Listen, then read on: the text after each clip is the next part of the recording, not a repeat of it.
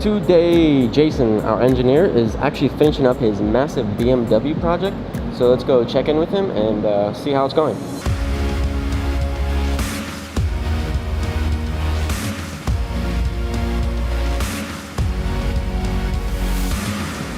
So how's the project looking? Yeah, our data's looking really good. We just got it off the dyno, finished up our testing. The complete system itself looks really good. We're gaining like 10 to 20 horsepower and 10 to 20 torque, and it's also over the entire run. So that's really good stuff. So what exactly went into the development and how did you get to here? We did a lot of different components for this project and a lot of different testing as well. So basically what we did was we tested each part individually. So we made sure everything worked by itself really well. We threw them all on there, and then we got our power figures. So we were really concerned with how all of these parts work together and how much power we could extract out of this car. One of the first things we did for our product development was work on the intercooler. So the intercooler sits right up here on the top of your engine bay. And what the intercooler does is it takes the hot air from your turbos, cools it down, and puts it into your throttle body. It's a little different than your typical front mount intercooler systems where they just use air and air. This uses coolant. You have cold coolant and hot coolant here. And you have your hot air that comes in here, cold air that comes out here.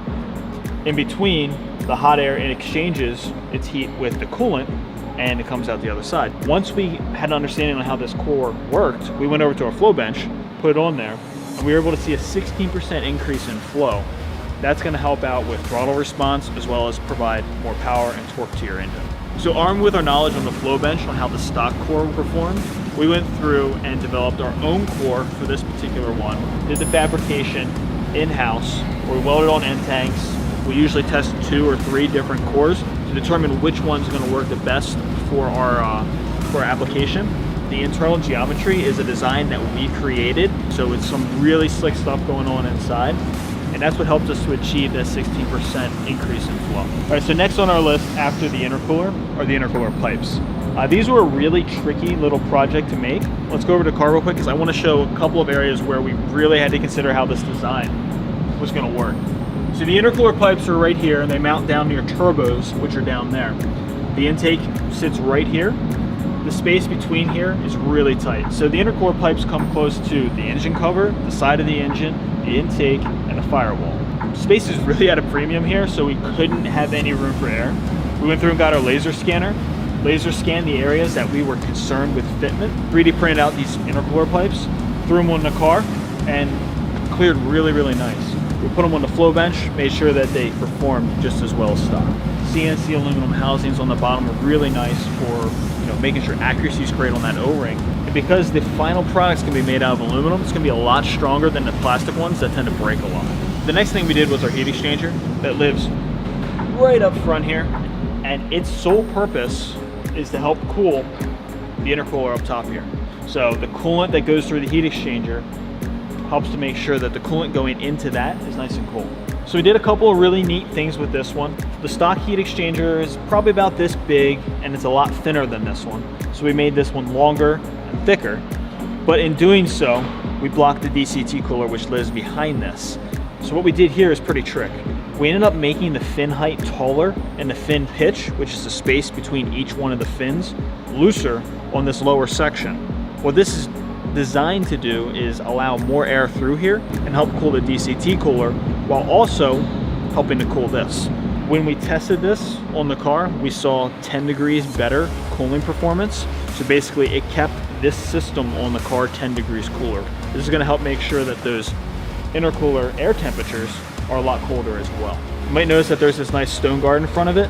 At one point in time, BMW decided that they wanted to add a stone guard to the F80 platform. We decided to develop this one as well to help kind of protect it from any sort of road debris from puncturing a tube and creating leaks. The rock guard itself, you can take it off with this installed in the vehicle. So you don't have to take off the whole front bumper and everything else. You just take off a few little components underneath and you can drop the whole thing right on out. While we were developing all these other suites of products, another engineer here in our Delaware office developed the oil cooler for this system.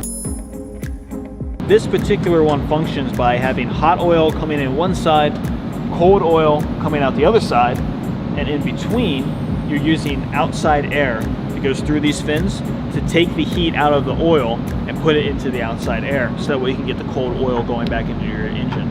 If the oil gets too hot, it starts to lose a lot of what makes it work, and if you lose that, you can potentially damage your engine. To make sure that the oil cooler performed well with the rest of the oiling and cooling system on the BMW, we plumbed it with pressure sensors on the inlet and outlet. What this allowed us to do was check the pressure drop across the core, that way that we knew that it would perform well with the rest of the packages. Now, the oil cooler, it lives in a pretty nasty place, so we made it out of bar and plate, which is really strong when compared to the stock tube and fin oil coolers. Now, the reason why we decided to go with bar and plate is because on the car, the oil cooler lives down here and it mounts, horizontally. So if you're driving around a track and you happen to hit some road debris, you don't want to take out your entire oiling system. A bar and plate oil cooler is going to help resist that impact and help maintain the oil inside your engine. And the very last system that we developed is the catch can. So what the catch can does is it takes vapors that are coming out of your engine. As your pistons go up and down, they create a positive pressure inside the engine block. The catch can does is it taps into a line that's already on your engine, which takes those vapors and vents them up to an area of lower pressure, usually in the intake somewhere. What this does is it captures the oil that's in those vapors. If the oil that's going through that system gets on the back end of your valves, it can create more carbon deposits than are already there and cause rough idling issues and even a loss of horsepower. So we decided to put it right here.